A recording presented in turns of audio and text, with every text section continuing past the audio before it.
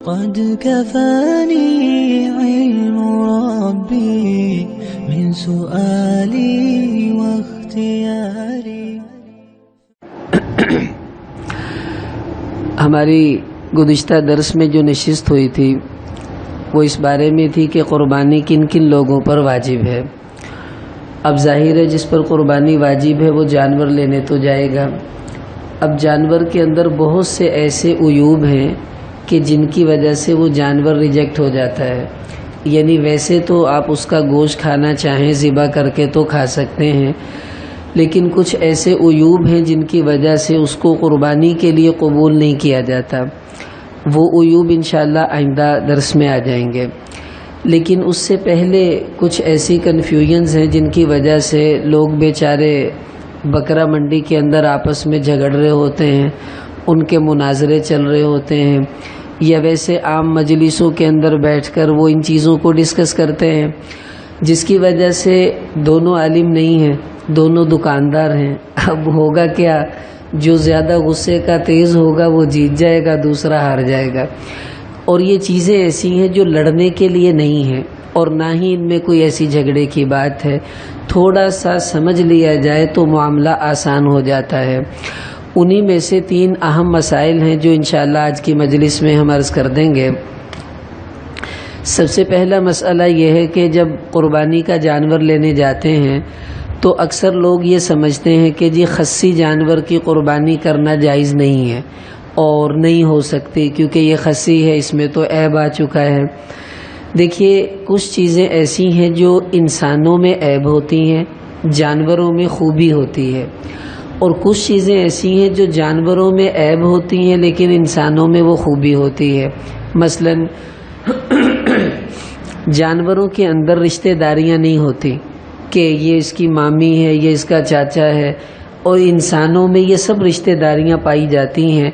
اب یہ چیز جانوروں میں نہیں ہے، انسانوں میں ہے، تو اب یہ کوئی ایسا عیب نہیں ہے کہ جس کی وجہ سے جانوروں کو غلط سمجھا جائے. اسی طرح جو خصی ہونا یہ جانوروں کی ایک خوبی ہے، عیب نہیں ہے کہ جو جانور خصی ہے وہ گند نہیں کھاتا، پیشاب اپنا نہیں پیتا، اسی طرح اس میں اور بری حرکتیں نہیں ہوتی، وہ شریف ہو جاتا ہے، اس وجہ سے اس کو خصی کر دیا جاتا ہے. اب جو خصی جانور ہے اس کا گوشت اس جانور سے جو خصی نہیں ہے زیادہ لذیذ ہوتا ہے. اسی وجہ سے نبی اکرم صلی اللہ علیہ وسلم نے خود جب اپنے مینڈے ذبح کیے قربانی کے موقع پر تو آپ صلی اللہ علیہ وسلم نے خصی جو تھے وہ مینڈے وہ ذبح کیے ہیں.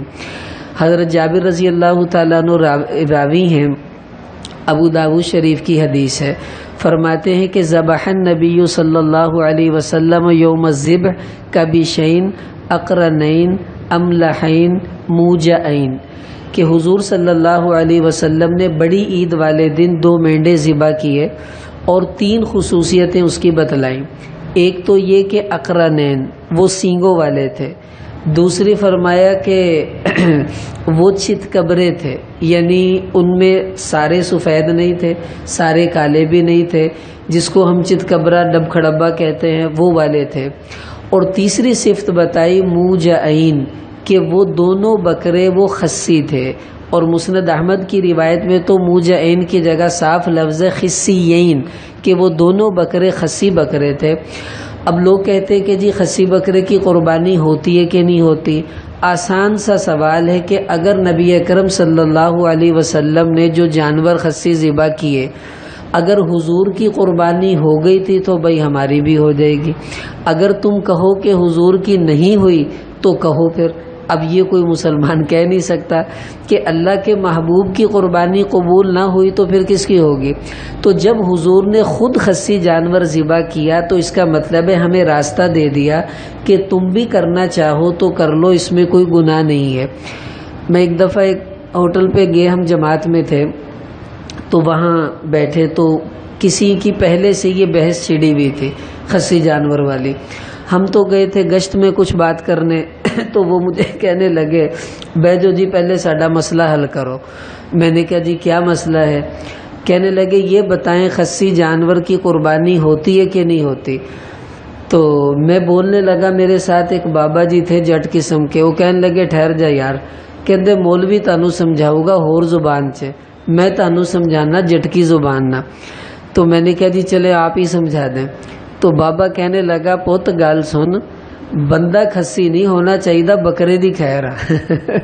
اور یہ بات اس کی بڑی ایک پتے کی بات ہے کہ شریعت میں انسان کا خسی ہونا یہ عیب ہے، اس کی وجہ سے آگے اس کا نکاح کرنا مکروہ ہے، لیکن جانور کا خسی ہونا یہ عیب نہیں ہے، اس وجہ سے اس میں کوئی مسئلہ بھی نہیں ہے۔